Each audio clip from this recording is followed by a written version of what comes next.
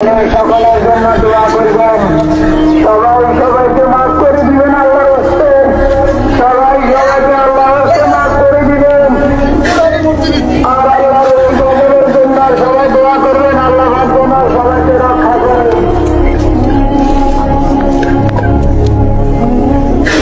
ইতিহাসে আর হয়েছে বলে আমার মনে হয় না, এটা মানে এবারই আমার মনে প্রথম ভাই। খুব করুণ অবস্থা, কারে কি বাঁচাইবো, কারে কি বাঁচাইবো, মানে বাঁচানোর মতো কেউ কোনো পরিস্থিতি নাই।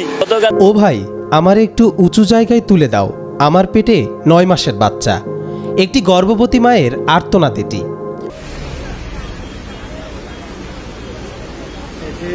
এটি ঢাকা চট্টগ্রাম মহাসড়কের হাইওয়ে রোড ফেনী অঞ্চলে।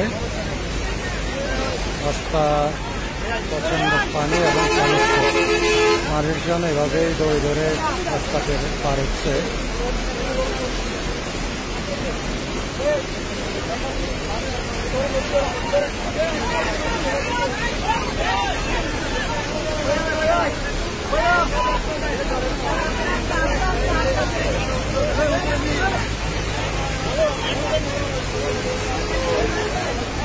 আমার ঘর বাড়ি ভাসাইয়া নিল নিষ্ঠুরে বন্যায়, আমার ঘর বাড়ি ভাসাইয়া নিল নিষ্ঠুরে বন্যায়।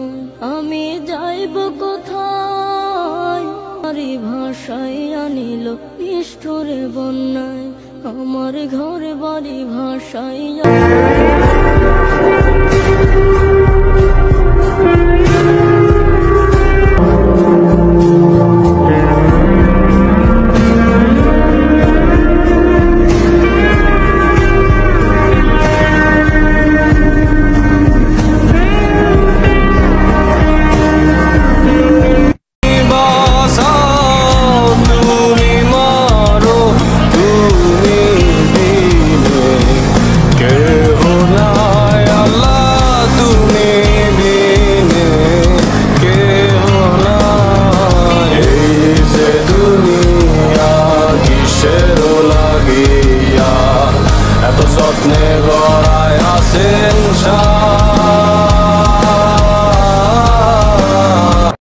মাস্তুল ফাউন্ডেশন।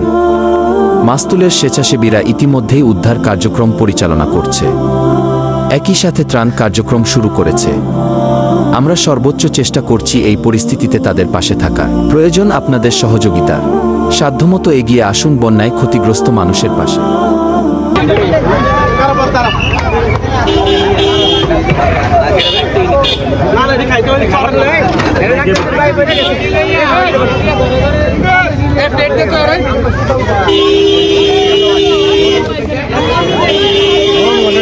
যেখানে আমরা দেখতে পাচ্ছি একটি ছেলে বন্যার পানিতে ভেসে যাওয়া থেকে বাঁচার জন্য একটি বিদ্যুতের খুঁটি জড়িয়ে ধরে রয়েছে এবং তাকে উদ্ধারের জন্য স্থানীয়রা বিভিন্নভাবে চেষ্টা করছে। আমরা যতটুকু জানতে পেরেছি যে এই ছেলেটি একটি মাদ্রাসার শিক্ষার্থী এবং বন্যা পরিস্থিতির জন্য তার মাদ্রাসা বন্ধ হওয়াতে তার বাবা তাকে মাদ্রাসা থেকে আনতে গিয়েছিলেন এবং তাকে নিয়ে ফেরার পথে বন্যার প্রচণ্ড স্রোতের মুখে পড়ে এবং সেই স্রোতের সঙ্গে যুদ্ধ করতে করতে এক পর্যায়ে ছেলেটির বাবা স্রোতের তোরে ভেসে যায় এবং সেই শিশুটি কোনো রকমে বিদ্যুতের খুঁটি ধরে বেঁচে যায় এবং পরবর্তীতে স্থানীয়রা তাকে উদ্ধার করে নিয়ে আসে। আমরা দেখতে পাচ্ছি যে তাকে এই মুহূর্তে উদ্ধার করে উপরে নিয়ে আসা হচ্ছে। আমরা যতটুকু জানতে পেরেছি যে বেলা 2:30টার কিছুটা আগে পরে এই সময়টাতে তার বাবা তাকে মাদ্রাসা থেকে নিয়ে আসতে যায়, কিন্তু রাস্তায় তারা প্রবল স্রোতের মুখে পড়ে এবং তার বাবা সেই তখন থেকে নিখোঁজ রয়েছেন। সর্বশেষ আমরা তথ্য পাওয়া পর্যন্ত এখন পর্যন্ত তার বাবার কোনো সন্ধান পাওয়া যায়নি।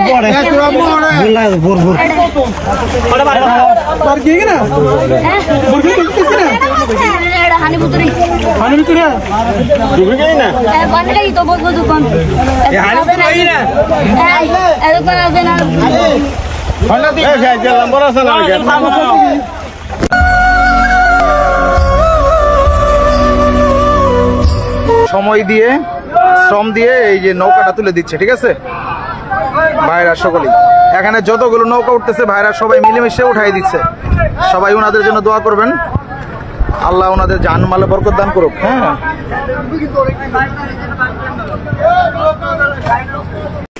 ফুলগাজী ফসুরামের দিকে উদ্ধার কাজ শেষ হলে স্পিড বোটগুলা শুভপুরে পাঠান। শুভপুরের হালাত খুব খারাপ। শুভপুর, দক্ষিণ মন্দিয়া, উত্তর মন্দিয়া, জয়পুর পুরাই পানির নিচে। এখনো অনেকে আটকা পড়ে আছে, আশায় পানি কমবে আশায়। শুভপুরের হালাত খুবই খারাপ। ফেনী, ছাগলাইয়া যারা আছেন, এই যে দেখেন গরুর অবস্থা। এখানে বড় স্টিমারও প্রয়োজন। অনেকের কাছে গরু আছে, বা অনেকে বাড়ি থেকে এখনো বের হতে পারে না। এই যে দেখেন গরুর পরিস্থিতি কি, মানুষ অনেক আসতেছে। শুভপুরের পরিস্থিতি খুবই খারাপ। এখনো সময় আছে, আপনারা একটা ব্যবস্থা নেন। যারা শহর পর্যায়ে আছে, কিভাবে কি করা যায়, কারোর সাথে যোগাযোগ হইতেছে না আমার। শুভপুর, দক্ষিণ মন্দিয়া, উত্তর মন্দিয়া এবং জয়পুর, এই তিনটা জায়গার অবস্থা খুবই খারাপ। আর যারা এখনো বাড়িতে আছেন, সবাই অনুগ্রহ করে বাইরে যান। এখানে দারঘাট জাফর ইমাম স্কুল আছে, আমাদের দারঘাট আলিম মাদ্রাসা আছে, ওখানে গিয়ে আশ্রয় নেন। আর কেউ আশায় থাকিয়েন না, হালাত খুবই খারাপ। 1 ঘন্টা পরে আর হাঁটা যাবে না। এখনো মানুষ পায়ে হাঁটি কোনোরকম যাচ্ছে, গলা পরিমাণ পানি।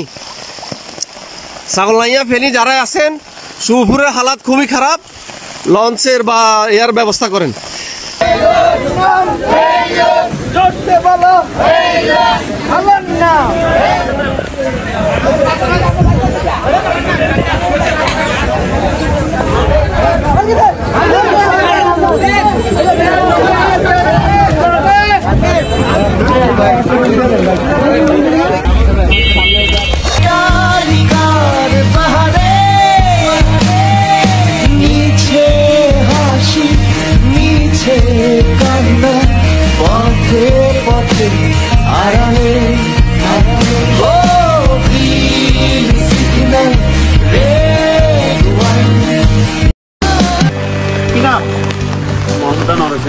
থেকে আসতেছেন বলেন তো? চাঁদপুর। কি অবস্থা? অবস্থা খুব খারাপ। নতুন ঘর থেকে সব শেষ, আমার কিছু নাই। কতটুকু উঠছে পানি? ঘরের পিঠ ভাঙে গেছে, কি আগের মতন কিছু নেই।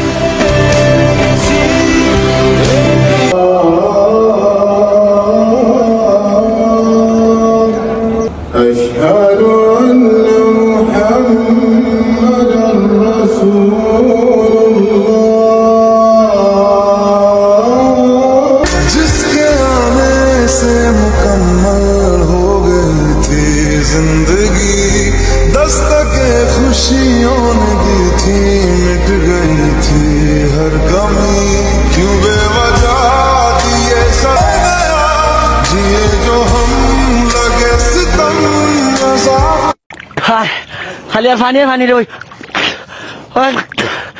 ভিডিও করা নিয়ে একমাত্র ঠাই মানে একদম মানে অবস্থা খারাপ। ছাদের উপরে 19-20 জন মানুষ, ছাদের কামে আনি। আমাদের ভয়াবহ অবস্থা, আমাদের ভয়াবহ অবস্থা।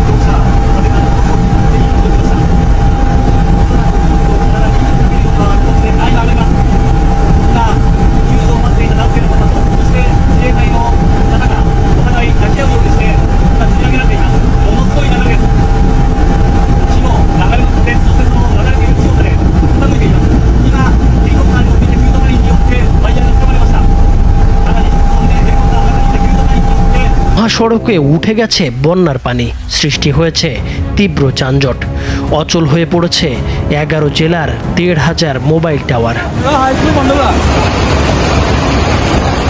তবে প্রশ্ন হচ্ছে, এত পানি আসছে কোথা থেকে?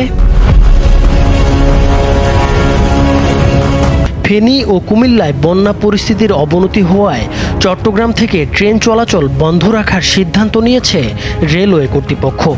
অন্যদিকে ঢাকা চট্টগ্রাম মহাসড়কের কুমিল্লার 14 গ্রাম হাঁটু পানিতে তলিয়ে গেছে, এতে ব্যাহত হচ্ছে সড়কে যান চলাচল।